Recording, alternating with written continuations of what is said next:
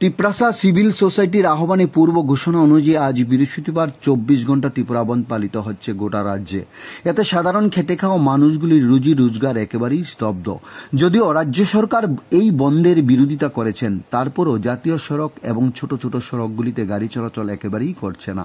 আজ বৃহস্পতিবার পূর্ব ঘোষণা অনুযায়ী তিপ্রাসা সিভিল সোসাইটির আহ্বানে 24 ঘন্টা ত্রিপুরা বন্ধ চলছে। অন্যদিকে এই বন্ধের ফলে খোয়াই আগরতলা 208 নং জাতীয় সড়কে এবং অন্যান্য সড়কগুলিতে ছোট বড় গাড়ি চলাচল নেই বললেই চলে, জানালেন সাধারণ এক টমটম চালক। গোটা বন্ধের বিষয়ে বিস্তারিতভাবে বেশ কয়েকজন সাধারণ খেটে খাওয়া মানুষ আমাদের ক্যামেরার সামনে ওনাদের প্রতিক্রিয়া দিলেন।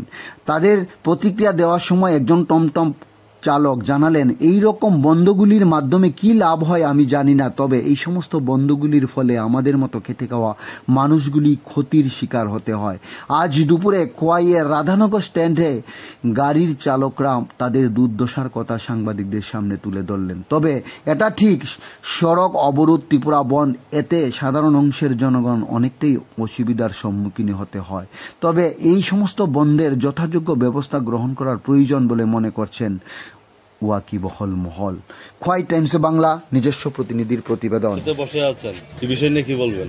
কি দেখো, আমরা প্যাসেঞ্জার নাই, আমরা ওর মধ্যে 20 টাকা রুজি করছি, গাড়ি ছাড়লে আমরা চাল নিতে হইব, আমরা এর লেগে আমরা গাড়ি নাই। আজকে কি গাড়ি কোনো গাড়ি আইছে না? কোনো গাড়ি আইসেও না গেছেও না।